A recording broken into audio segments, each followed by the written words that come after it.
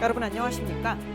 오늘 생방송 대한민국 2부는 오후에 진행된 대통령실 브리핑으로 시작합니다. 함께 보시겠습니다.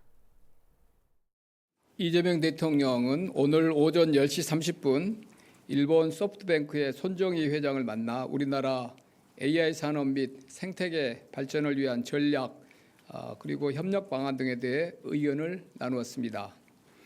오늘 접견에는 소프트뱅크 자회사인 칩리스 반도체 기업 ARM의 르네 하스 대표도 함께했습니다. 오늘 면담은 예정된 시간을 넘겨 1시간 10분간 진행되었습니다.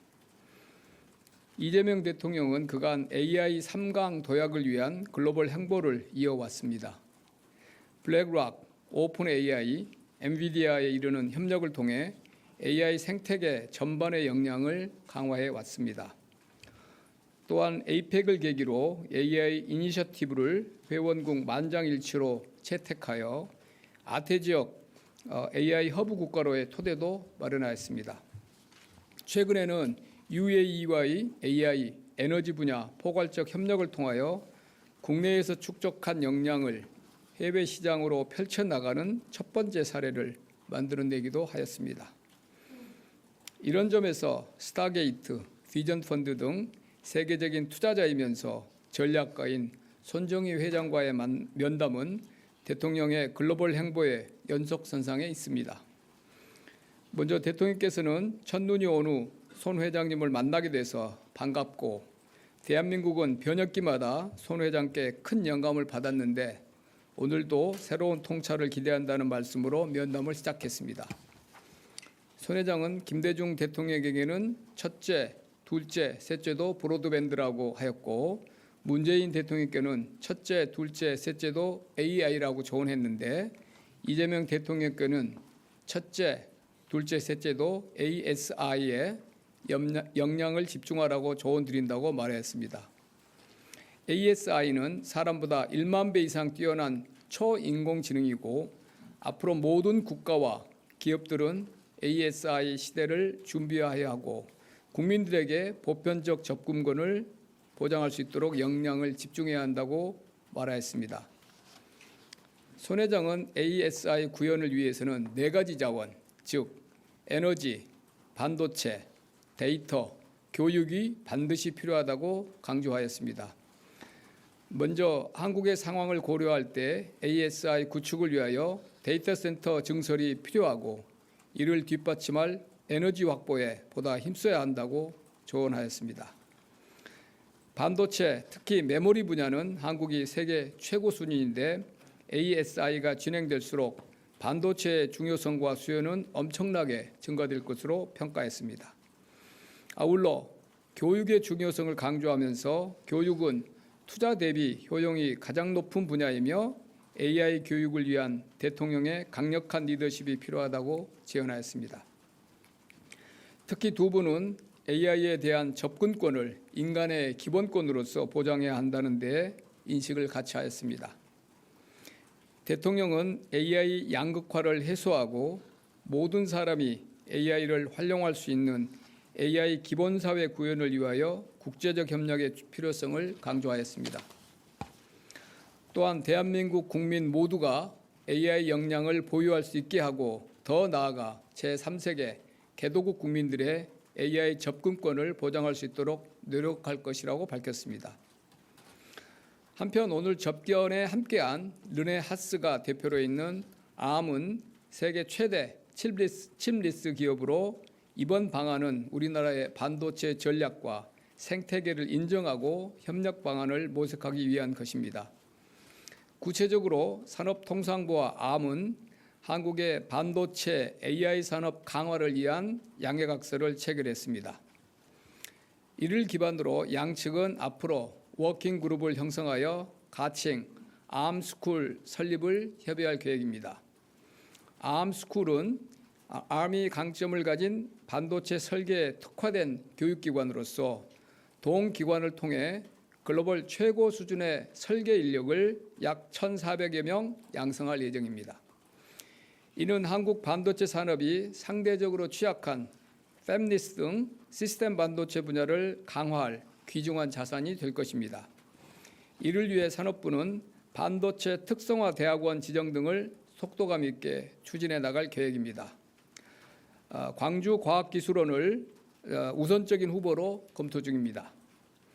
또한 대통령께서는 앞으로 암과 한국 스타트업 개발자들 간 더 많은 협력과 투자가 이루어지기를 당부했습니다. 대통령께서는 오늘 논의가 AI 협력을 넘어 AI 혁신의 혜택을 모두가 누리고 AI를 통해 기후위기, 질병 등 인류의 난제를 해결할 수 있는 인류 평화와 번영의 초석이 되길 기대하며 한일, 한미 관계가 우호적인 분위기 속에 한 단계 더 발전해 나갈 수 있도록 소프트뱅크와 손 회장께서 가교 역할을 지속해 주기를 당부하셨습니다. 손정희 회장의 소프트뱅크와 ARM은 반도체에서 대규모 인프라까지 글로벌 AI 산업 생태계에서 상당한 영향력을 가지고 있습니다. 이번 면담을 계기로 AI, 반도체 분야에서 국내 스타트업 등 기업들과 우리의 젊은 인재들이 두 기업과 한 단계 더 높은 수준의 협력이 이루어질 수 있도록 정부도 적극 뒷받침하겠습니다. 제가 이 면담이 오래되고 올해 12시 금방까지 가고 오래 지속되고 저희가 이 정리를 충분히 못해서 비공개 면담 시간에 두 분이 나누신 대화 중에서 제가 좀 인상 깊게 들었던 내용을 몇 가지도 그냥 편하게 말씀드리겠습니다.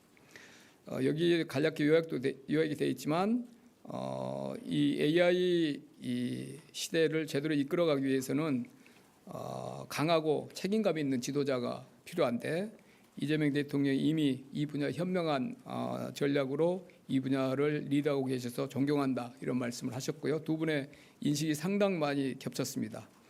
그리고 네 가지 ASI의 중요한 네 가지를 말씀을 드렸고요. 저는 이분이 이제 되게 간결하게 말씀을 많이 하시니까 이렇게 칩스 분야, 반도체 분야를 이야기하면서 반도체를 이제 그 핵심 설계 능력과 회사를 가지고 있는 나라들이 칩스 이 생태계를 좀 컨트롤하고 있잖아요. 그래서 오늘날 반도체가 새로운 총이다 이런 말씀도 하셨는데 저는 되게 인상 깊게 들렸습니다. 그리고 한국이 가장 강한 분야는 당연히 메모리 칩스, GPU 이 생태계 내 한국의 가장 강력한 그 한국의 경쟁력을 가지고 있고 한국이 이런 강력한 그 경쟁력 기반을 토대로 해서 한국과 미국 간의 메모리 얼라이언스가 더 강화되는 것이 한국이 국익을 한국이 미국에서도 리스펙트 존경도 받고 한국의 어떤 뭐라 볼까요? 레버리지가 더 강해지는 길일 것이다. 그래서 한국과 미국 간의 더 강력한 메모리 얼라이언스를 조언했습니다. 그런데 그러니까 존경받고 강력한 동맹 관계가 될 것이다. 메모리 칩스가 더 강화되면 그런 말씀을 하셨고요. 그런데 한국의 결정적인 약점이 하나 있다. 에너지다. 에너지 분야는 한국의 약점이다. 그리고 에너지가 충분하지 않다. 그리고 한국이 데이터 센터를 한국 기업들 그다음에 글로벌 기업들도 한국에 지금 데이터 센터 구축 계획을 많이 발표하고 있는데 본인이 보기에는 규모가 자기가 보기에는 손 회장이 보기에는 규모가 매우 작다. 뭐 여러분께서 지금 크리스탈랜드 데이터 센터 아이디어에서 나오는 뭐 몇백 기가 이런 게 비교해 보시면 알겠죠. 그래서 본인이 생각할 때는 한국이 가진 어떤 AI 국가로서의 잠재력 이런 비전에 비해서 지금 나오고 있는 데이터 센터 구축 계획 나오고 있는 것들이 너무 작다. 그리고 더 커져야 될 텐데 에너지 확보가 매우 중요할 것이다. 이런 조언을 하셨습니다. 이상 오늘 접견 내용을 말씀드렸고요. 두 분 대화가 매우 아주 두 분 다 되게 대화를 이어가시면서 공감하는 부분이 많았고 앞으로 기회 되는 대로 아마 손정희 회장은 접견이 이번에 그치지 않고 기회 되는 대로 아마 두 분이 가끔씩 만나시지 않을까 이런 생각을 했습니다. 혹시 전문적인 분야나 이런 거 궁금하시면 우리 네, 대통령실 정책실장 브리핑 듣고 오셨습니다. 이어서 대통령실 대변인의 브리핑도 들어보시겠습니다. 네, 강유정 대변인입니다. 이재명 대통령은 다음 주부터 세종, 서울, 부산을 직접 순회하며 연내 부처별 업무 보고를 받을 예정입니다. 대상은 총 19부 5처 18청 7위원회를 포함해 228개 공공기관이 대상이며 공공기관은 아니지만 업무 연관성이 높은 유관기관도 참석할 예정입니다. 업무 보고는 정부 출범 후 6개월간의 주요 성과와 보완점, 향후 업무 추진 방향과 부처별 중점 추진 과제를 중심으로 발제하고 이어 자유토의가 이어집니다. 국무회의와 마찬가지로 KTV와 유튜브 생중계 등을 통해 국민께 모두 공개되는 것을 원칙으로 하되 외교나 안보 등 보완이 필요한 부분은 비공개로 이뤄집니다. 이번 집중 업무 보고는 이재명 대통령이 직접 지시한 것으로 국민주권정부의 국정운영 청사진을 국민께 직접 제시하고 내각의 속도감 있는 정책 이행을 위해 마련됐습니다.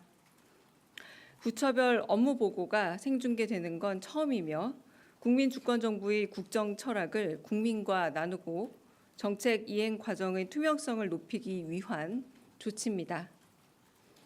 자세한 일정과 장소는 추후 공개됩니다. 이상입니다. 두 번째, 대통령 손목시계가 공개됩니다. 강유정 대변인입니다.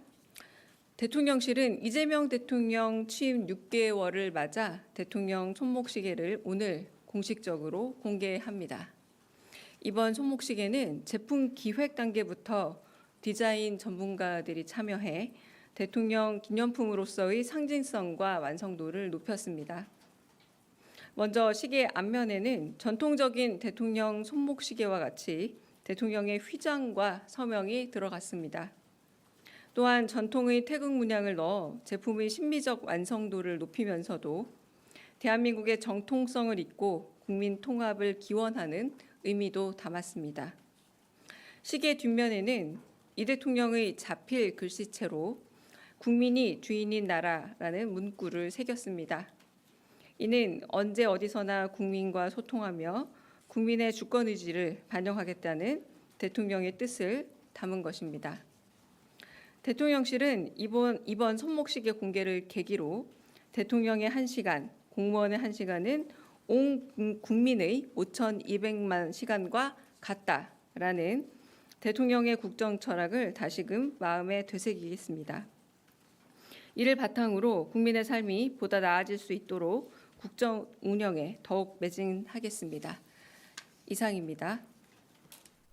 네, 대통령실 대변인은 다음 주부터 이재명 대통령이 세종, 서울, 부산 등을 직접 순회하며 부처별 업무 보고를 받을 예정이라고 밝혔습니다. 지금까지 대통령실 브리핑 전해드렸습니다. 오늘의 주요 소식입니다. 이재명 대통령이 충남을 찾아 7번째 타운홀 미팅을 진행했습니다. 이 대통령은 충남이 균형 발전과 지속 가능 성장의 상징이 될 거라고 내다봤습니다. 지난 10월 우리나라 경상수지가 68억 1천만 달러 흑자를 기록했습니다. 긴 추석 연휴 영향 등으로 흑자 규모는 줄었습니다. 국가자원안보 컨트롤타워인 자원안보협의회가 출범했습니다. 관계부처 합동으로 자원 확보, 공급망 위기 대응 등을 논의하게 됩니다. 정부가 겨울철 전력수급 전망을 발표했습니다. 올겨울 강력한 한파와 폭설이 겹칠 경우 전력 수요 최대치가 94.5기가와트에 이를 것으로 예측했습니다. 뉴스 첫 소식입니다. 손정희 일본 소프트뱅크 그룹 회장과 만난 이재명 대통령이 한일 간 인공지능 분야 협력의 중요성을 강조하며 가교 역할을 해달라고 당부했습니다. 이 대통령은 인공지능을 상하수도나 도로처럼 기본 인프라로 누리는 사회를 만들겠다고 밝혔습니다. 보도에 김유리 기자입니다. 10개월 만에 한국을 찾은 손정희 일본 소프트뱅크 그룹 회장. 이재명 대통령은 용산 대통령실에서 손 회장을 반갑게 맞이하며 악수를 나눴습니다. 이 대통령은 이전에도 손 회장의 좋은 제안으로 대한민국 경제 발전과 국가 발전에 큰 도움이 됐다며 인공지능과 관련해 대한민국이 세계 3대 강국을 지향하며 많은 노력을 기울이고 있는데 좋은 제안과 조언을 부탁드린다고 말했습니다. 이어 한미 통상 협상 과정에서 많은 조언과 도움을 준 것에 대해서도 감사의 뜻을 전했습니다.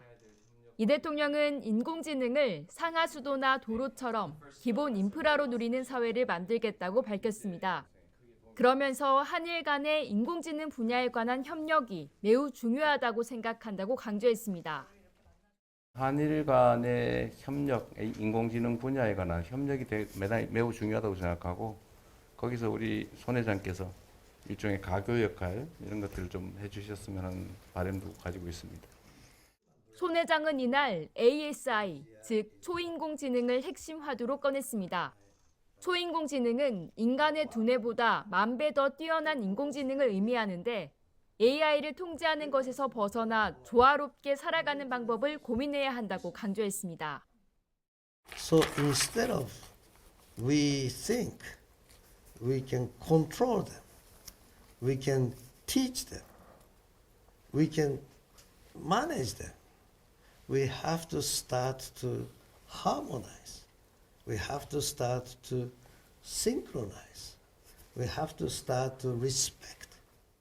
한편 이 대통령은 손 회장과 함께 영국의 반도체 설계 업체인 르네아스 암 대표도 접견했습니다.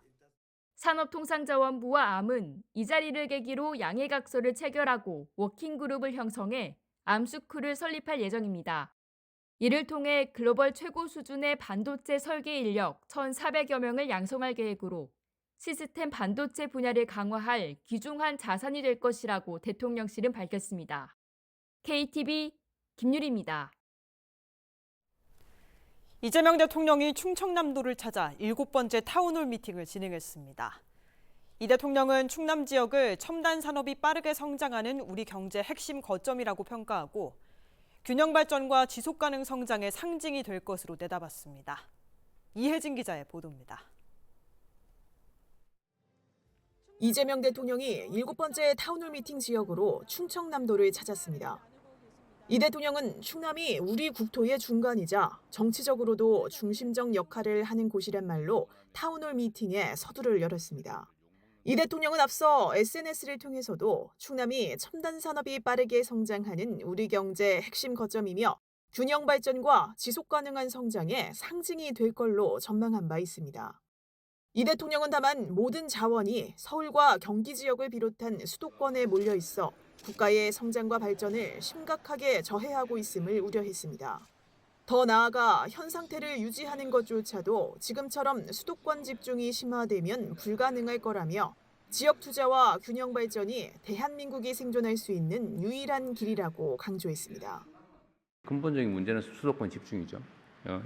이 문제를 해결하기 위해서도 지역 균형 발전은 정말로 필요한 요소라는 생각이 듭니다. 이 대통령은 이런 판단 아래 행정기관 지방 이전과 행정수도 건설, 기반 기업은 물론 2차 공공기관 이전도 좀 더 속도감 있게 추진하겠다고 밝혔습니다. 지역 균형 발전을 위한 전략으론 성장의 거점 육성에 방점을 찍었습니다. 지방으로 작게 쪼개진 상태에선 경쟁력 확보가 어렵기 때문입니다. 수도권 1극을 벗어나 중부권과 충청권, 광주, 전남 등 5극, 강원과 전북, 제주 특별자치도는 3특으로 해서 5극 3특 체제를 완성하자는 구상입니다. 이 대통령은 이런 방향성 아래 충청권은 세종과 대전 충남 연합이 진척되고 있어 바람직하다고 평가했습니다. 아울러 충청권 행정연합은 계속 추진해 나가면서 대전 충남을 모범적으로 통합해보면 좋겠다는 바람을 전하기도 했습니다. KTV 이혜진입니다. 지난 10월 우리나라 경상수지가 흑자를 이어갔지만 긴 추석 연휴 영향 등으로 흑자 규모는 크게 줄었습니다. 하지만 연간 누적 기준으로는 사상 최대치를 기록하며 대외 수지 흐름은 여전히 견조한 모습입니다. 신국진 기자입니다. 한국은행이 발표한 10월 국제수지 잠정 통계 결과 경상수지는 68억 1천만 달러 흑자를 기록했습니다. 9월보다 49% 줄어든 규모로 긴 추석 연휴로 조업일수가 크게 감소한 영향입니다. 하지만 흑자 기조는 여전히 이어지고 있습니다. 올해 1월부터 10월까지 누적 경상수지 흑자는 895억 8천만 달러로 11월과 12월 더 개선될 전망입니다.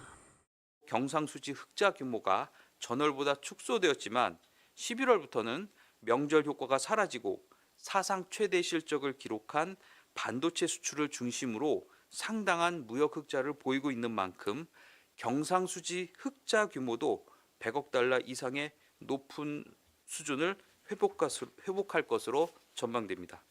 상품별로 보면 상품 수지는 78억 2천만 달러 흑자입니다. 수출은 반도체와 선박이 각각 25.2%, 135.8% 증가하며 전체 수출을 끌어올린 반면 가전제품과 자동차 부품은 두 자릿수 감소를 기록했습니다. 또 미국과 EU, 일본으로의 수출도 크게 줄었습니다. 수입은 1.5% 감소했습니다. 소비재는 늘었지만 원자재와 자본재 수입이 줄며 전체 감소로 이어졌습니다. 서비스 수지는 37억 5천만 달러 적자로 나타났습니다.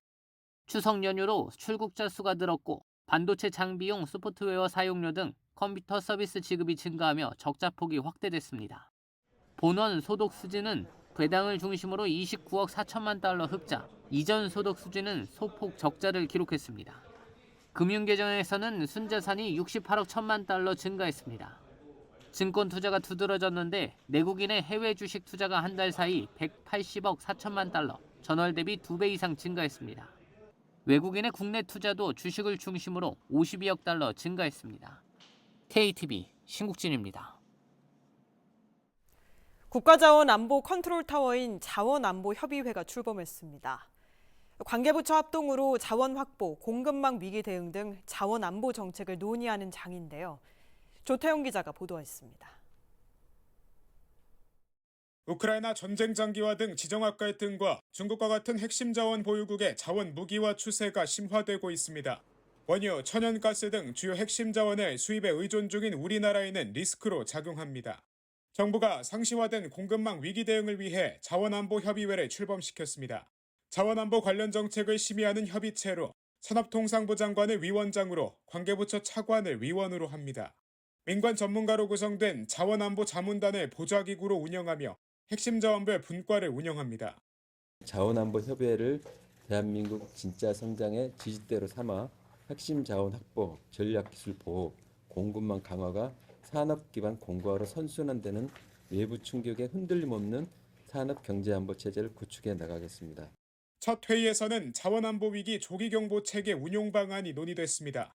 핵심 자원 공급망 정보를 통합 관리하기 위해 국가자원안보 통합정보 시스템을 설치하기로 했습니다. 또 위기 사전 예방을 목표로 자원안보 위기 대응 역량 종합평가를 5년마다 실시할 계획입니다. 민관 합동 위기 대응 체계도 마련하기로 했습니다. 자원 분야 주요 기업을 핵심 공급기관, 핵심 수요기관으로 지정해 수급 차질, 가격 급변 등 이상 징후를 정부에 보고하도록 하는 겁니다. 또 정부는 해외 자원 개발 프로젝트를 확대하겠다고 밝혔습니다. 진출 국가와 기업 재무 상황을 고려한 맞춤형 정책 패키지를 설계하고 기업의 투자 리스크 분담을 위해 융자, 공급망 안정화 기금 등 공적 지원을 강화할 예정입니다. 아울러 외부 충격 대비를 위해 2030년까지 재자원화율 20%를 목표합니다. 재자원화 기업 투자 지원을 늘리고 원료 수입 규제도 개선할 방침입니다. 내년부터 2030년까지는 제5차 석유 비축 계획이 추진됩니다. 이 기간 정부는 250만 배럴의 석유를 추가 확보할 계획입니다. KTV 조태영입니다. 정부가 겨울철 전력 수급 전망을 발표했습니다. 올겨울 강력한 한파와 폭설이 겹칠 경우 전력 수요 최대치가 94.5기가와트에 이를 것으로 예측했는데요. 정부는 본격적인 겨울철을 앞두고 역대 최대 수준의 전력 공급 능력을 확보했다고 밝혔습니다. 최다희 기자입니다. 기후에너지환경부가 오늘 겨울철 전력수급 대책회의를 열고 전력수급 전망과 대응 방안을 점검했습니다. 정부는 최근 기상청의 겨울철 전망에 따라 올해는 기온 변동성이 큰 만큼 전력 수요 증가가 우려된다고 설명했습니다. 전력당국은 올겨울 최대 전력 수요가 통상 연중 기온이 가장 낮은 1월 3주 평일에 발생할 것으로 보고 있습니다. 한파와 폭설이 동시에 나타날 경우 최대 전력 수요가 88.8에서 94.5기가와트까지 오를 수 있다는 예측입니다. 최근 3개년 겨울철 피크를 살펴보면 2022년 94.5기가와트, 2023년 91.6기가와트, 2024년 90.7기가와트로 이는 2022년 역대 최고 수준의 겨울철 최대 전력 수요와 비슷한 수준입니다. 정부는 겨울철 대책 기간 내내 매주 100기가와트 이상의 공급 능력을 준비했다고 밝혔습니다. 특히 전력 피크가 예상되는 1월 3주차에는 역대 최대 공급 능력을 확보해놨습니다. 1월 3주차에는 발전기 정비 일정 조정, 신재생 에너지와 같은 신규 발전 설비의 확충, 그리고 전력망 보강 등을 통해서 역대 최대 수준인 111.5기가의 안정적 공급 능력을 확보를 했습니다. 예비력도 17기가와트 이상으로 안정적인 수준을 유지할 전망입니다. 예기치 못한 비상 상황에도 대비합니다. 발전기 고장과 기습 한파에 대비해 약 8.8기가와트의 비상 자원도 추가로 준비했습니다. 정부는 오는 15일부터 내년 2월 6일까지 한전과 전력거래소, 발전사 등과 함께 전력수급 종합상황실을 운영합니다. 정부와 전력유관기관은 전력수급 상황을 실시간으로 모니터링하고 한파 이전의 송변전 설비와 발전 설비를 집중 점검할 예정입니다. 아울러 난방비 부담 완화를 위해 에너지 바우처 지원 대상을 기초생활수급 가구 중 미성년 자녀가 2명 이상인 다자녀 가구까지 확대할 계획입니다. KTV 최다입니다. 정부가 산업단지의 문화와 편의시설을 확충하고 특화 문화 프로그램을 운영하는 문화선도 산단 조성을 위한 공모에 나섭니다. 세 곳을 선정해 각 산단별 랜드마크를 만들어 재생 사업을 추진하고 복합 문화 공간을 구축할 계획입니다. 보도에 이리나 기자입니다. 국토교통부와 산업통상부, 문화체육관광부가 내년 2월 6일까지 문화선도 산업단지를 선정하기 위한 통합 공모를 진행합니다. 전통적인 산업단지 형태에서 벗어나 문화산업이 융합된 산단으로 경쟁력을 높여 청년 인력 유입을 유도하고 활력을 불어넣기 위한 사업입니다.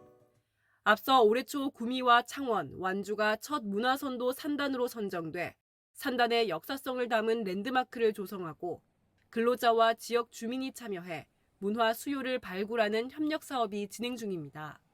정부는 내년도 문화선도 산단 공모 역시 전국의 산업단지를 대상으로 진행되며 세 곳을 선정할 방침입니다. 관할 지자체가 산단의 특성과 입지 여건, 근로자 구성을 반영한 문화선도 산업단지 조성 계획을 마련해 한국산업단지공단에 신청하면 됩니다. 문화선도 산업단지에 선정되면 브랜드 개발부터 상징물 조성과 노후 공장의 청년 친화 리뉴얼, 청년 문화센터 조성이 이뤄집니다. 또 휴폐업 공장을 리모델링해 임대할 수 있도록 하고 산단 특화 문화 프로그램 운영과 지역 특성에 맞는 콘텐츠 활용 연계 사업도 추진할 방침입니다. 청년이 다시 찾고 또 일하고 싶은 공간으로 변화시키기 위한 열쇠 중에 하나가 문화라고 저희가 주목을 했고 산업단지의 문화를 접목하기 위한 범정부적인 노력에 추가. 지자체별 신청 이후에는 각 부처에서 추천한 전문가로 구성된 평가위원회에서 서면 평가와 현장 실사, 발표 심사를 거쳐 세 곳이 선정됩니다. 이후 전문기관의 컨설팅으로 세부 사업계획을 보완한 뒤 내년 4월 협약을 체결할 예정입니다.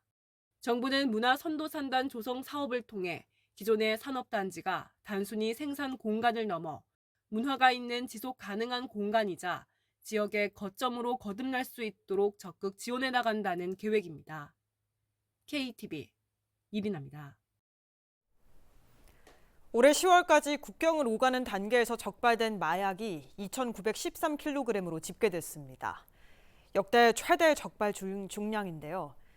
정부가 마약 청정국 지위 회복을 위해 마약 단속 종합대책을 발표했습니다. 윤현석 기자의 보도입니다. 어느새 국민의 일상을 위협하는 민생범죄가 된 마약범죄. 적발된 마약 건수도 매년 늘어나고 있습니다. 올해 10월 기준 국경 단계에서 마약을 적발한 건수는 1,032건. 중량은 역대 최대 적발량인 2,913kg에 달합니다. 지난해 같은 기간과 비교해 적발 건수는 45%, 적발 중량은 384%가 늘었습니다. 수법도 갈수록 진화하고 있습니다. 예전엔 몸이나 전자기기에 가루나 알약을 숨겨 들어왔다면 최근엔 액상 형태의 마약을 이렇게 화장품이나 기름으로 위장해 들어오는 수법이 늘어나고 있습니다. 정부가 마약 청정국 지위 회복을 위해 강도 높은 종합대책을 마련했습니다. 관세청은 기존 5개국에 더해 마약 밀수 우범도가 급증하고 있는 캄보디아와 라오스, 캐나다, 독일, 프랑스 등 총 10개국으로 합동작전을 확대, 마약판 코리안 데스크 구축에 나섭니다. 최근 초고가 범죄 이슈가 있는 캄보디아와는 추가 협력을 진행합니다.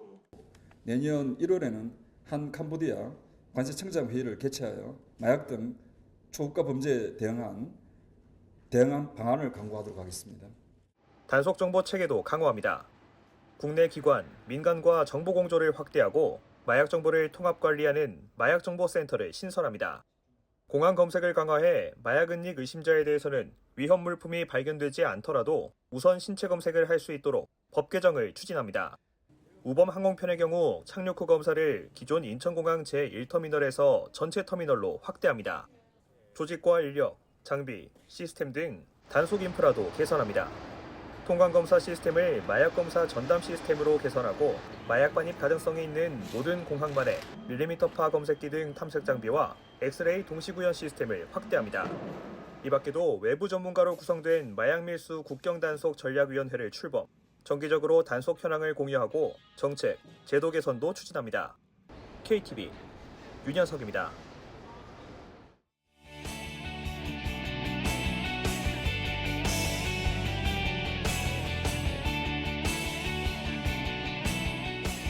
외신에 비친 한국 첫 번째 소식입니다. 이재명 대통령이 비상계엄 사태 1주년을 맞아 대국민 특별 성명을 발표했습니다. 외신도 이와 관련한 소식을 앞다퉈 전했는데요. 디플로매트는 이 대통령이 빛의 혁명을 완수했다고 보도했습니다. 자세히 보시죠. 미국 외교 전문지 디플로매트는 이재명 대통령이 지난해 한국에서 있었던 비상계엄 사태 1주년을 맞아 빛의 혁명을 완수했다고 보도했습니다. 그러면서 이 대통령이 지난 12월 3일 비상계엄 1주년을 맞아 진행한 대국민 특별성명을 통해 비상계엄으로 나라를 지배하려는 모든 시도는 처벌받아야 한다고 밝혔다고 전했습니다. 보도에 따르면 이날 이 대통령은 다시는 쿠데타를 꿈조차 꿀 수 없는 나라, 누구도 국민 주권의 빛을 위협할 수 없는 나라를 만들기 위해서라도 정의로운 통합은 필수라고 언급했는데요. 이 대통령은 또 계엄군과 경찰에 맞선 시민들의 저항에 깊은 사의를 표명하면서 일명 빛의 혁명을 완수하겠다고 재차 다짐했습니다. 다음 소식입니다. 이재명 대통령이 핵추진 잠수함의 국내 건조 추진 의지를 시사했습니다. 미국과의 계약 성과를 강조하는 한편 한국 조선 기술의 경쟁력을 재차 언급했는데요. 블룸버그 통신의 보도입니다. 블룸버그 통신은 이재명 대통령이 외신 기자회견을 통해 미국이 한국의 핵추진 잠수함 국내 건조에 청신호를 보낸 것을 주요 성과로 제시했다는 소식을 전했습니다. 그러면서 잠수함 국내 건조를 추진할 의지가 있음을 시사했다고 밝혔는데요. 보도에 따르면 이날 이 대통령은 트럼프 대통령이 제안한 필리 조선소 잠수함 건조가 미국의 생산 능력, 속도 문제로 어렵지만 한국은 세계 최고 수준의 조선 효율성이 있다고 강조했습니다. 블룸버그 통신은 또 이 대통령이 핵무기 개발과 관련해 한국은 핵무장 생각이 없으며 핵무장 필요성도 의사도 없다는 입장을 밝혔다고 전했습니다. 다음 소식입니다. 홍콩 화재 참사 이후 K-팝 스타들이 잇따라 기부에 나서고 있습니다. 아티스트뿐 아니라 대형 기획사들까지 기부에 동참하며 피해 복구를 지원하고 있는데요. AP통신이 K-팝 기부 행렬을 조명했습니다. AP통신은 홍콩 아파트 단지 화재 참사로 인한 사망자가 128명으로 늘어난 가운데 K-팝 스타들이 피해자들을 지원하기 위해 잇따라 성금을 전달했다고 밝혔습니다.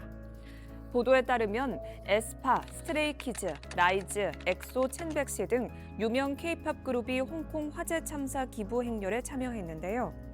K-팝 아티스트뿐만 아니라 SM, JYP 엔터테인먼트 등 여러 기획사도 기부금을 내며 피해 복구에 힘을 보탠 것으로 알려졌습니다. 한편 홍콩 마마 어워즈 개최를 강행해 논란에 휩싸인 CJ E&M은 홍콩 정부가 재난구호 지원을 위해 설립한 기금에 2천만 홍콩 달러를 기부한다고 밝혔습니다. 마지막 소식입니다. 미국 스미스소니언 미술관에서 한국의 예술유산을 조명하는 특별 전시가 열렸습니다. 최근 한국 문화가 전 세계 관심을 한몸에 받고 있는 만큼 외신도 이번 전시에 주목하고 있는데요. 포브스가 국보급 유물과 현대 미술까지 아우르는 한국 예술의 깊이에 대해 소개했습니다. 함께 보시죠. 포브스는 현재 스미스소니언 국립아시아미술관에서 진행 중인 한국의 보물, 모으고 아끼고 나누다 특별전에 대해 보도했습니다. 이건희 컬렉션으로도 불리는 이 전시는 1500년에 걸친 예술을 아우르는데요. 특히 14점의 국보를 포함해 고대 불교 조각, 도자기, 회화, 가구, 20세기 현대 걸작들을 소개해 화제를 모으고 있습니다.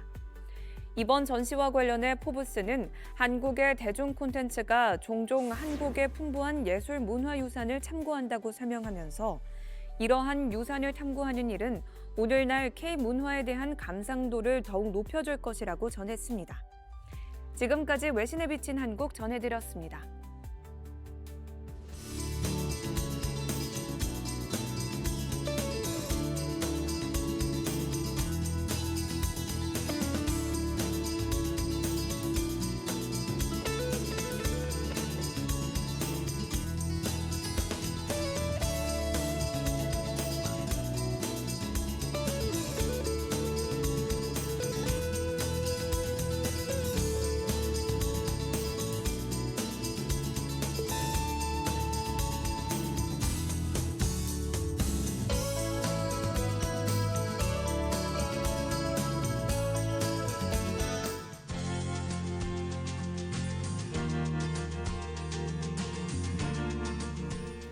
일주일에 한 번 변호사와 함께 잘 사는 법을 고민해보는 시간이죠. 서울 스튜디오 연결해 자세한 내용 들어볼 텐데요. 그 전에 먼저 오늘의 주제를 영상으로 확인해봅니다.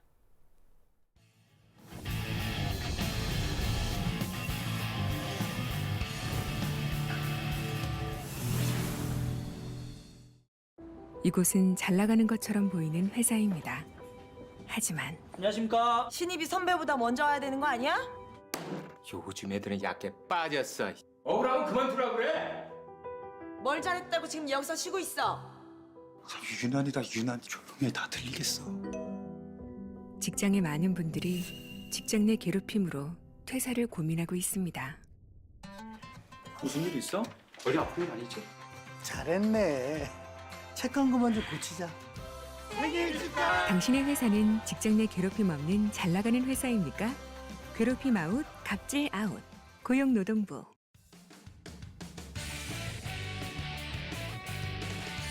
직장 내 괴롭힘 금지법이 시행된 지 6년이 지났지만 직장 내 갑질 문제는 여전히 끊이지 않고 있는데요. 직장 내 괴롭힘의 법적 쟁점부터 구체적인 대처 방법까지 오늘은 강문혁 노동 전문 변호사와 함께 자세히 짚어보겠습니다. 안녕하십니까? 안녕하십니까? 네, 변호사님, 사회생활 하다 보면 일이 힘든 것도 있지만 사람 때문에 어려운 경우가 참 많잖아요. 실제로 우리나라에서 이런 직장 내 괴롭힘 사건 많이 일어나고 있나요? 네, 제가 노동 전문 변호사로 활동하고 있는데요. 제가 받고 있는 상담 중에서 단연코 가장 많은 주제가 바로 직장 내 괴롭힘 사건입니다. 네. 사실 이 직장 내 괴롭힘 문제는요.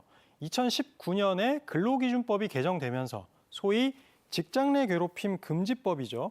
요 금지법 규정이 들어오면서 폭발적으로 증가하기 시작했습니다. 이는 통계상으로도 확인이 되고 있습니다. 고용노동부 통계에 따르면요. 2020년쯤에는 신고된 접수 건이 약 5,800건 정도 됐는데요.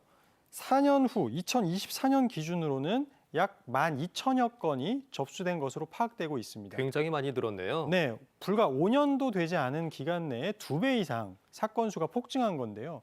사실 이 통계는 고용노동부의 신고가 접수된 건만 기준으로 하고 있기 때문에 실제 회사에 접수된 건까지 고려를 한다면 훨씬 많은 사건이 있다고 볼 수 있습니다. 네, 굉장히 충격적인 게 많은 상담 중에서 가장 높은 비중이 이 직장 내 괴롭힘이라고 하니까 내가 생소하게 생각했던 이런 사건들이 우리 일상에서 많이 일어나고 있구나라고 체감이 되는데 최근에 언론 보도를 통해서도 많이 알려졌죠. 한 지자체 공무원이 함께 일하는 동료들인 환경미화원들을 상대로 해서 직장 내 괴롭힘을 해서 많은 분들의 공분을 샀습니다. 네, 이 사건은 저도 충격적으로 접했는데요. 양양군청 소속 운전직 공무원이 소속 환경미화원들을 괴롭혔다. 이 문제로 세상을 떠들썩하게 했습니다. 사실 이 공무원의 갑질 내용을 살펴보면요. 저도 많은 직장 내 괴롭힘 사건을 접했지만 정말 충격을 받을 정도였습니다. 간략하게 언론에 알려진 괴롭힘 행위 내용을 살펴보면은 자신이 투자한 주식이 떨어지면 재물을 바쳐야 한다. 그런 이유로 환경미화원을 골라서 멍석마리를 시전해서 폭행을 한다거나 아니면 특정 물건만 특정색 물건 또는 속옷을 강제로 입게 하고 사용하게 한다거나 이런 점들도 있었고요. 그다음에 주식 구매를 또 강요했다고 합니다. 자신이 산 주식의 주가를 올리기 위해선 주식을 사야 된다. 이렇게 주식 구매를 강요한 것도 알려져 있고요. 그다음에 환경미화원들한테 비비탄 총을 마구잡이로 쏘는 괴롭힘 행위도 보도가 됐습니다. 정부 차원에서도 이 사안의 심각성을 인지하고 특별감사 지시를 했고요. 그다음에 수사기관에서도 이거는 형사사건에 해당한다. 그래서 사건을 입건해서 해당 공무원을 수사하고 있다고 합니다. 네, 이야기만 들어도 굉장히 기가 막히고 저도 언론 보도를 통해서 이 공무원이 환경미화원들을 청소차에 태우지 않고 달리게 했다라는 이야기를 하면서 체력 단련의 일환이었다라고 해명한 걸 보면서 참 충격적이었는데요. 자, 이렇듯 다양한 직장 내 괴롭힘 사례가 있습니다. 이번에는 구체적인 사례를 통해서 직장 내 괴롭힘과 관련한 법적인 쟁점들 하나씩 살펴보겠습니다. 직장인 A씨는 보고서를 쓸 때마다 팀장으로부터 보고서 다시 써와. 이건 누가 봐도 네 실수야 라는 말을 자주 들었는데요. 처음에는 단순한 업무 지적이라고 생각했지만 점차 팀장은 다른 직원들 앞에서도 공개적으로 A씨의 실수를 지적하기 시작했습니다. 정신적으로 큰 스트레스를 받은 A씨는 병가까지도 고민하게 됐는데요. 하지만 팀장은 업무상 피드백일 뿐 괴롭히려는 의도는 없었다고 주장하고 있습니다. 이런 경우는 직장 내 괴롭힘 성립할 수 없는 걸까요? 네, 변호사님. 이 직장 내 괴롭힘 굉장히 애매할 수 있어요. 이게 맞는 건가 아닌 건가 당하는 본인 스스로도 헷갈릴 수가 있는데 혹시 직장 내 괴롭힘으로 인정받기 위한 그 법적인 인정 요소라는 게 있을까요? 네. 직장 내 괴롭힘 요건은 바로 근로기준법에 규정이 되어 있습니다. 근로기준법 규정을 보면요. 직장 내 괴롭힘은 직장에서의 지위 또는 관계상의 우위를 이용해야 되고요.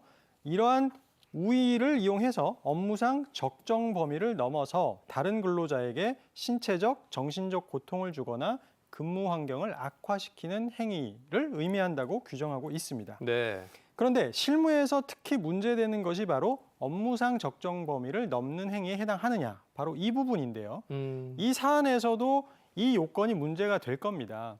왜냐하면 상급자인 팀장이 해당 직원한테 보고서를 다시 써와라. 그리고 이건 누가 봐도 너의 실수다라고 말을 했단 말이에요. 그런데 이러한 언행이 업무상 적정 범위를 과연 넘은 것이냐, 이걸 따져봐야 되는데요. 이 경우에는 여러 가지 정황을 살펴봐야 되긴 합니다. 만약에 해당 팀장이 여러 직원들 앞에서, 여러 동료들 앞에서 망신을 주기 위해서 이런 질책을 대놓고 한다거나 굉장한 모욕감이 들 수 있을 어떤 망신 주기 행동을 한다거나 아니면 어떤 합리적인 이유 없이 지속적으로 이런 식의 질책을 계속 해왔다. 그렇다면 직장 내 괴롭힘 인정 가능성이 높아질 것이고요. 그런데 그게 아니라 팀장 입장에서 어떤 직원의 업무상 부족함이나 실수를 지적하고 바로잡기 위해서 이런 질책을 할 수도 있단 말이에요. 이런 네. 경우에는 괴롭힘으로 인정이 안 될 가능성이 높을 것입니다. 이렇게 구체적으로 설명을 해주셨는데 아마 방송을 보시는 시청자분들도 좀 더 자세하게 더 구체적인 사례를 알고 싶다라고 생각하시는 분들이 계실 것 같아요. 혹시 네. 어떤 상황이 직장 내 괴롭힘으로 인정되고 인정이 되지 않는지 좀 더 소개해 주실까요? 네. 제가 자주 접하는 직장 내 괴롭힘 인정 유형을 설명드리자면요. 가장 대표적인 것은 물리적인 신체에 대한 유형력을 행사한 직장 내 괴롭힘 유형입니다. 네. 뭐 대표적으로 하급자를 폭행한다거나 뭐 신체적인 어떤 유형력을 행사하는 괴롭힘 행위가 있을 것이고요. 그다음에 대표적인 괴롭힘 유형이 바로 언어적 괴롭힘 유형입니다. 폭언을 하거나 네. 뭐 욕설을 하거나 이런 부적절한 언행, 말, 험담도 여기에 포함이 되죠. 이런 언어적 괴롭힘 유형이 있습니다. 그다음에 다른 유형으로는요. 따돌림, 집단적으로 회사 내에서 피해 근로자를 따돌리는 괴롭힘 유형이 있고요. 네. 그다음에 업무 배제, 그다음에 의도적인 무시 행위도 바로 대표적인 직장 내 괴롭힘 인정 유형이 되겠습니다. 그렇군요. 네. 그런데 이러한 인정 유형들이 몇 가지 대표적으로 소개를 해드렸는데 증거가 무엇보다 중요하거든요. 그래서 인정이 되지 않는 경우는 어떤 경우냐? 대표적으로 신고인이 어떤 괴롭힘을 당했습니다 라고 신고를 했는데 이를 뒷받침할 수 있는 증거가 아예 없는 경우들이 있어요. 이런 경우에는 인정을 받을 수 없을 것이고요. 그다음에 그 신고인이 주장하는 괴롭힘이 사실상 무례한 언행인 정도, 어떤 개인 간의 갈등 정도에 그치면 그 자체로 괴롭힘을 인정받기는 쉽지 않을 겁니다. 네, 이렇게 직장 내 괴롭힘을 판단하는 기준은 굉장히 주관적으로 느껴질 수가 있겠는데요. 직장 내 괴롭힘의 판단 기준 생각보다 쉽지 않습니다. 또 어떤 경우가 있을지 사례를 통해서 살펴보겠습니다. 입사 동기인 B 씨와 D 씨. 그런데 B 씨는 D 씨로부터 회의 일정, 보고 자료 등 업무에 필요한 정보를 공유받지 못하는 경우가 늘어났는데요. 이러한 일이 반복되자 B 씨는 프로젝트에서 실수를 하게 됐고 이를 못한다는 평판까지 돌기 시작했습니다. D 씨의 실수인가 싶었지만 의도적인 배제라는 생각이 드는데요. B 씨는 직장 내 괴롭힘으로 신고를 할 수가 있을까요? 저는 개인적으로 생각을 할 때 직장 내 괴롭힘이라고 하면 상사가 이렇게 후배 아니면 부하 직원을 상대로 괴롭힘을 했을 때 그게 직장 내 괴롭힘이 아닐까라는 생각이 드는데요. 이런 경우는 어떻게 봐야 될까요? 네, 진행자님 말씀하신 것처럼 지위상의 우위 관계가 명확한 경우가 바로 전형적인 직장 내 괴롭힘 유형이 될 것입니다. 그런데 이 사안에서 문제되는 것은 바로 업무 수행 과정에서의 의도적인 무시, 배제 행위 문제도 있지만 그에 앞서서 과연 관계상의 우위를 인정할 수 있을 것이냐가 특별히 더 문제된다고 볼 수 있습니다. 네. 왜냐하면 여기 등장하는 당사자가 입사 동기란 말이에요. 입사 동기라는 말은 밖에서 보자면 대등한 관계로 볼 수 있거든요. 대등한 직장 동료로 볼 수 있는데 네. 직장 내 괴롭힘의 요건 중에 하나가 바로 지위상 우위 관계가 인정되거나 관계상 우위 관계가 인정돼야 되기 때문에 이렇게 입사 동기 사이에 있었던 어떤 갈등은 관계상의 우위를 인정받기 어려울 수가 있습니다.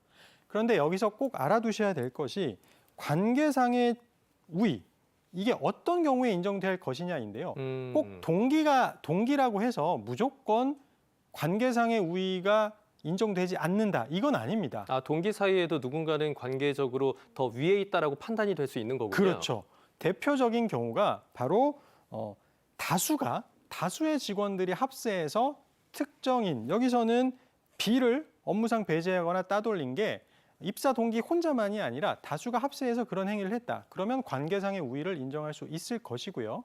그다음에 입사 동기이긴 하지만 인적 속성이 다를 수가 있어요. 네. 여기서 말하는 인적 속성이 뭐냐? 대표적으로 학벌이라거나 성별, 출신지 이러한 인적 속성이 우위 관계를 만들 수가 있습니다. 그래서 단순히 꼭 입사 동기지만 한 사람이 회사마다 다를 수는 있지만 정규직일 수 있고 다른 사람은 계약직일 수 있단 말이에요. 그 경우에는 정규직 근로자에 대한 관계상의 우위를 인정할 수도 있는 것입니다. 그래서 이 사안에서도 그런 점들을 따져보고 이 둘 사이에 관계상의 우위가 인정되는데 그 우위에 있는 사람이 다른 사람을 의도적으로 계속 배제하거나 따돌린다는 점이 정황이 인정되면 괴롭힘이 인정될 수 있을 것입니다. 그러니까 중요한 건 두 사람 간의 관계성을 한번 확인해 보는 것이 필요하다라는 설명으로 들리는데 네. 자, 그런데 이렇게 직장 내 괴롭힘을 겪다 보면 저 같은 경우에는 가장 스트레스가 되는 게 바로 정신적인 부분일 것 같아요. 네.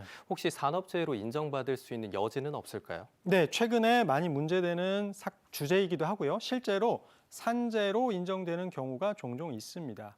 중요한 것은 직장 내 괴롭힘이 인정됐을 때 그 괴롭힘으로 인해서 이 질병, 즉 여기서 말하는 질병은 정신건강의학과적인 질병을 말하는 거죠. 대표적으로는 우울증이나 공황장애 같은 질환이 흔히 많이 문제가 됩니다. 그래서 피해 근로자가 문제되는 자신이 당한 직장 내 괴롭힘 때문에 내가 이렇게 정신과적인 질환을 얻게 됐다거나 또는 기존에 있었던 질환이 있긴 있는데 그게 갑자기 급속도로 악화됐다는 점을 인정받는다면, 입증을 할 수 있다면 산재로도 인정받을 수가 있습니다. 네. 자, 그런데 이렇게 직장 내 괴롭힘을 당했을 경우에 당사자 같은 경우에는 어디서부터 어떻게 무엇을 해야 될지 당황스럽고 잘 모르겠는 경우가 많을 겁니다. 네. 어떻게 대응을 해야 될까요? 네, 일단은 절차를 간략하게 좀 설명을 드릴게요. 직장 내 괴롭힘 같은 경우에는 사건이 신고가 되면, 사건이 접수가 되면 회사에서는 반드시 지체 없이 객관적으로 조사할 의무가 있습니다. 그래서 회사에서 조사를 하게 되고요. 이때 중요한 게 증거를 수집하는 겁니다. 증거 수집이 무엇보다 중요합니다. 네. 왜냐하면 회사가 직장 내 괴롭힘 사건을 조사를 해줄 의무는 있지만 기본적으로 신고하는 근로자, 피해 근로자가 나름의 증거를 수집해서 제출할 수 있어야 되거든요.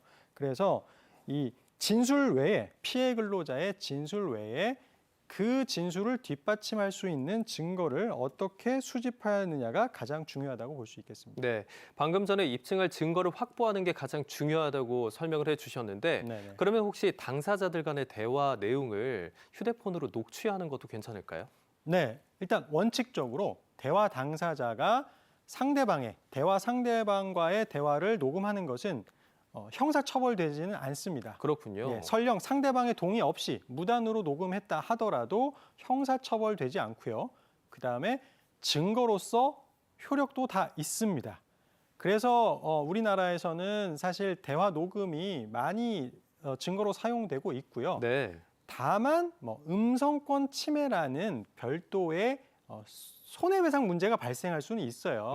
왜냐하면 다른 사람의 음성을 맘대로 그냥 동의 없이 녹음해서 그걸 막 유포해 버린다. 이럴 때는 그 사람의 인격권을 침해했다 해서 손해배상 책임이 인정될 수는 있는데 네. 어쨌든 대화 당사자인 피해 근로자가 자신의 피해 사실을 입증하거나 방어권을 행사하기 위해서 대화를 녹음한 경우에는 이런 책임을 지지는 않거든요. 그래서 결론적으로는 대화 녹음은 증거로 사용할 수 있다고 보시면 됩니다. 그렇군요. 그런데요, 참고로 여기서 알아두셔야 될 게 대화 당사자가 아니라 다른 사람들의 대화를 몰래 녹음하는 경우도 있거든요. 네. 이 경우에는 통신비밀보호법 위반으로 형사처벌될 수 있다는 점을 유의하셔야 돼요. 그렇기 때문에 다른 사람 대화를 그냥 이게 괴롭힘의 증거다 해서 녹음한 다음에 그걸 증거로 쓴다. 그러면 형사처벌될 수도 있고 그다음에 통신비밀보호법상 증거로 쓸 수도 없다라는 점을 알고 계셔야 되겠습니다. 그러면 제3자로서 다른 사람들의 대화를 녹음하는 건 주의해야 되겠군요. 네, 그건 특별히 주의해야 되고요. 네. 이런 대화 녹음 외에도 대표적으로 중요하게 사용되는 증거가 바로 참고인들의 사실 확인서입니다. 왜냐하면 목격자는 이런 법적 분쟁에서 굉장히 중요한 증거가 될 수가 있거든요. 그래서 직장 내 괴롭힘 사건에서도 다른 동료들, 참고인이 될 수 있죠. 다른 동료들의 사실 확인서를 받아서 증거로 제출하는 것은 중요한 증거가 될 수가 있습니다. 다만 사실 확인서도 다 동등한 가치를 인정받는 건 아니고요. 예를 들면 다른 사람한테 들은 얘기, 어떤 동료가 다른 사람한테 들은 걸 진술해 준다? 이게 법적으로는 전문 진술이라고 하는데요. 이런 남한테 들은 얘기는 증거로서의 가치가 비교적 좀 낮고요. 본인이 목격자가 직접 목격한 사실을 써준 사실 확인서는 증거로서의 가치가 높게 평가될 수 있습니다. 네. 자, 그런데 요즘에는 각 회사 내에서도 이런 직장 내 괴롭힘에 대처하기 위한 부서들을 마련을 해놓고 있잖아요. 네네. 혹시 회사에 제가 직장 내 괴롭힘을 당했습니다라고 신고를 한다면 그 다음 후속 절차도 궁금해지는데요. 혹시 가해자와 뭐 잘 분리가 된다거나 이렇게 네. 절차가 잘 진행이 되게 규정이 마련이 돼 있나요? 네, 이 부분은 실무에서도 중요하게 문제되는 부분입니다. 근로기준법에는 회사가 직장 내 괴롭힘 사건을 인지했을 때, 소위 사건이 접수됐을 때 인지하게 되죠. 이때는 지체 없이 조사를 할 의무가 있습니다. 이걸 의무를 위반하면은 과태료 부과 처분이 나올 수가 있어요. 그래서 조사를 신속하게 진행을 해야 되고요. 그 다음에 중요한 것이 조사 시작 시부터 조사가 끝날 때까지 이 조사 중에 신고자와 피해 근로자 또는 피해 근로자와 행위자라고 합니다. 법에서는 가해자, 소위 가해자라는 말도 쓰긴 하죠. 분리 조치를 반드시 해야 되느냐? 법상 의무가 있는 것은 아닙니다. 그렇지 않군요. 네, 이 부분은 많이들 오해하시는 경우가 많이 있어요. 그래서 조사 결과가 나오기 전까지는 반드시 분리 조치를 해야 할 의무는 없다. 다만 회사가 재량으로 분리 조치를 하는 게 적절하겠다. 피해 근로자가 너무 고통을 받을 수 있겠다 싶으면 재량으로 분리 조치를 할 수는 있습니다. 네. 중요한 것은 조사 결과가 나왔는데 괴롭힘 행위가 인정이 됐어요. 회사가 판단했을 때 괴롭힘 행위가 인정된다 했을 때는 그때는 그 행위자에 대해서 징계를 한다거나 또는 근무 장소를 변경하거나 분리 조치를 하는 이런 필요한 조치를 취해야 될 의무가 발생합니다. 이런 의무를 제대로 이행하지 않으면 과태료 부과가 나올 수가 있어요. 그래서 조사 중에 분리 조치를 하는 것과 조사 결과가 나온 후에 분리 조치를 해야 될 의무가 있다는 점, 이런 차이가 있다는 것을 설명드리고자 합니다. 네. 그런데 직장 내 괴롭힘을 당한 사람이 신고를 좀 꺼리는 이유 중에 하나는 네. 신고를 했다가 혹시 회사에서 내가 불이익을 당하지 않을까라는 걱정 때문일 것 같은데요. 네네. 혹시 이런 신고자를 보호해 줄 수 있는 그런 법적 조치도 마련이 돼 있을까요? 네, 근로기준법에 해당 규정이 있는데요. 근로기준법상 직장 내 괴롭힘을 신고한 자거나 또는 피해 근로자로 인정이 된 자에게 회사가 징계 등의 불이익한 처우를 하면은 형사처벌하도록 되어 있습니다. 네. 앞서 설명드린 다른 절차를 위반했을 때는 과태료 부과에 그치는 데 비해서 이렇게 불리한 처우를 한 경우에는 형사처벌된다는 점이 특별히 차이가 난다라고 볼 수 있습니다. 네, 이렇게 직장 내 괴롭힘과 관련해서 다양한 이야기를 해주셨는데요. 그런데 아마 지금도 고민하고 계시는 분들 굉장히 많으실 겁니다. 또 상담을 요청하고 싶어도 비용적인 부담 때문에 내가 찾아가 볼까 하다가 아니야 참고 말지라고 생각하시는 분들 많이 계실 텐데요. 혹시 상담같이 무료로 지원을 해줄 수 있는 기관이나 정책들이 있을까요? 네, 사실 제가 노동 전문 변호사로서 활동하면서 직장 내 괴롭힘 상담을 하다 보면 너무 힘들어하시는 분들이 많아요. 네. 그래서 뭐 우울증에 걸렸다, 공황장애가 생겼다 이렇게 고통을 호소하시는 분들이 많은데요. 다행히 고용노동부에서는 2020년부터 상담센터를 운영을 하고 있습니다. 그래서 전국에 8개 권역으로 나눠서 일종의 상담 전화를 일률적으로 받아서 공인노무사회나 또는 한국노총의 운영을 위탁해서 전문가와 상담을 받을 수 있는 그런 제도를 마련해 놓고 있고요. 연결을 해주는군요. 예, 연결을 해주는 겁니다. 그래서 그 제도를 이용하면은 공인 노무사분의 상담을 받으실 수 있고요, 무료로. 그 외에 직장 내 괴롭힘에 한정하지 않고 무료 법률 상담을 받을 수 있는 기관을 설명을 해드리자면 대표적으로 대한법률구조공단이 있습니다. 여기서는 무료로 상담을 언제든지 예약해서 받으실 수도 있고요. 그다음에 법무부에서 마련한 법률 홈닥터라는 제도도 있어요. 그래서 대표적으로 시청이나 구청 같은데 법률 홈닥터인 변호사님이 상주하면서 무료로 법률 상담을 진행하고도 있습니다. 네, 이렇게 직장 내 괴롭힘과 관련해서 도움을 받을 수 있는 기관 그리고 제도적 도움 관련해서도 설명을 해주셨습니다.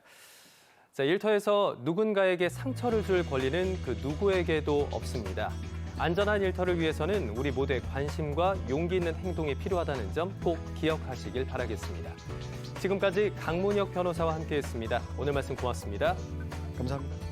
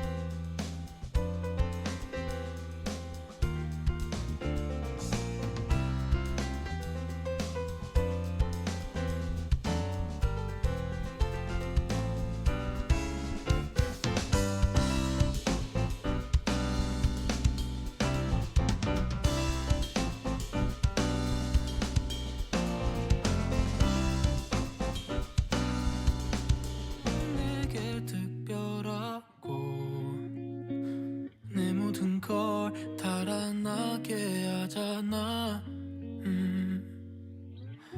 난 이 하루에 살고 싶어. 그런 내 모습이 더 너를 떠오르게 해. 널 곁에 있을게. 너 옆에 있을 땐 너의 생각, 너의 표정도 내겐 의미가 생긴 걸. 너의 밤이 돼줄게. 마치 어두워질 때 너의 별이 돼줄게.